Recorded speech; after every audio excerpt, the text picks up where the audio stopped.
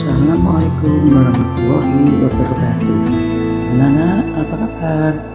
Semoga kita semua dalam keadaan sehat walafiat. Masih semangat belajar bahasa Indonesia? Hari ini kita akan membahas tentang teks ulasan. Pernahkah kalian membaca buku, novel, menonton sinetron, drama, film, melihat lukisan? Jika kalian mengomentari apa yang telah kalian baca, dengar, dan lihat, nah, komentar kalian itulah disebut teks ulasan. Jadi, pengertian teks ulasan adalah teks yang isinya berupa ulasan, review, atau penilaian pada suatu karya seperti buku, film, drama, puisi, musik, lukisan, tarian, dan cerpen. Teks ulasan juga bisa disebut sebagai resensi. Tujuan teks ulasan: 1. Memberi informasi kepada publik tentang kelayakan yang dimiliki, kelebihan dan kekurangan suatu karya yang diulas. 2. Membantu pembaca untuk mengetahui isi suatu karya dan perbandingan karya tersebut dengan karya lain yang sejenis. 3. Menunjukkan pandangan atau penilaian penulis terhadap suatu karya.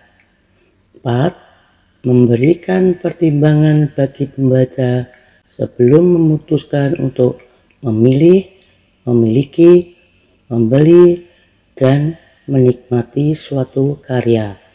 5. Memberitahukan dan mengajak pembaca untuk merenungkan, memikirkan, dan mendiskusikan masalah yang terdapat dalam suatu karya. 6. Memudahkan pembaca dalam memahami hubungan suatu karya dengan karya lain yang serupa. Kemudian manfaat teks ulasan sebagai informasi kepada publik tentang maksud isi, kualitas, kelebihan dan kekurangan suatu karya. Dengan begitu publik memperhitungkan dan menimbang apakah karya sastra itu layak untuk dinikmati atau sekedar hiburan.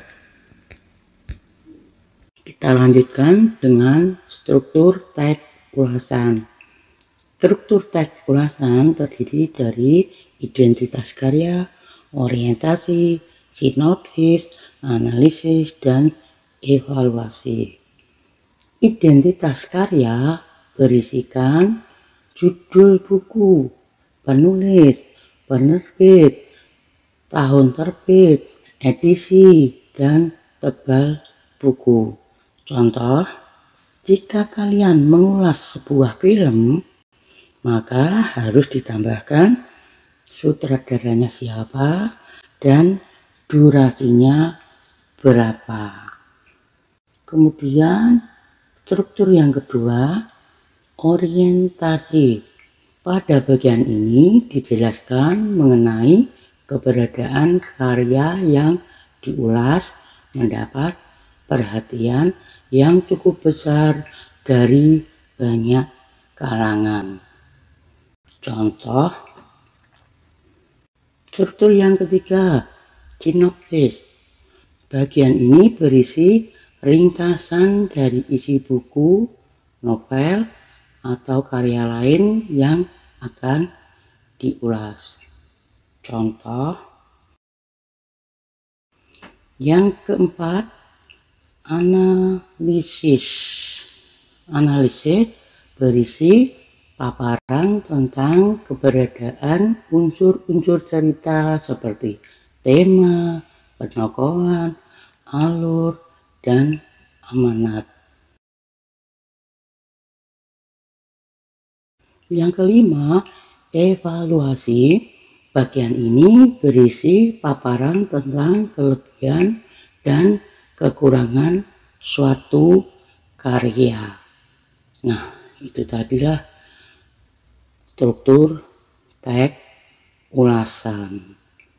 Kemudian kita lanjutkan dengan kaidah kebahasaan teks ulasan.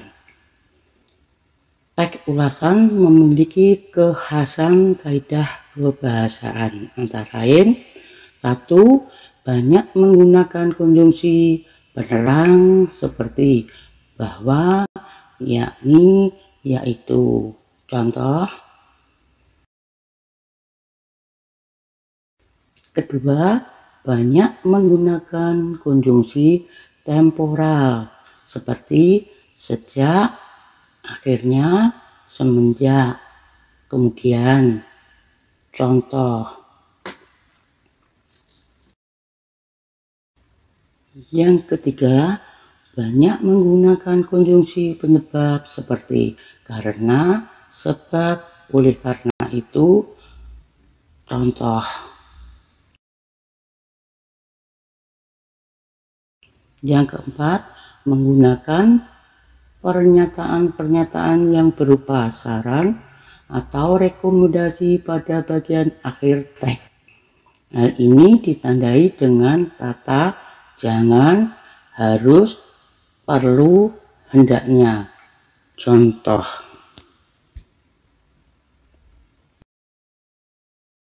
Dalam penyusunan teks ulasan, kalian harus tahu langkah-langkahnya.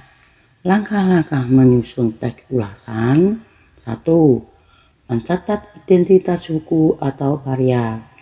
2. Struktur teks ulasan harus lengkap dan sistematis. 3.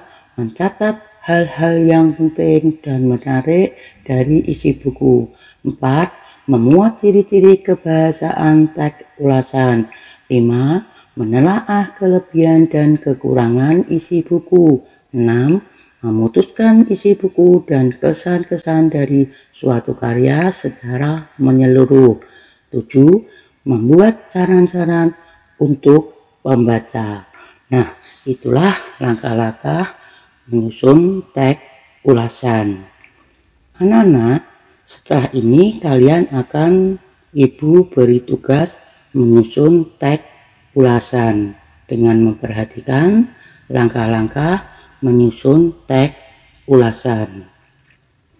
Demikian pembahasan tentang teks ulasan hari ini. Silahkan kalian kerjakan tugas dengan baik. Tetap semangat ya. Sampai ketemu lagi di hari berikutnya. Saya akhiri, wabillahi taufiq wal hidayah. Wassalamualaikum warahmatullahi wabarakatuh.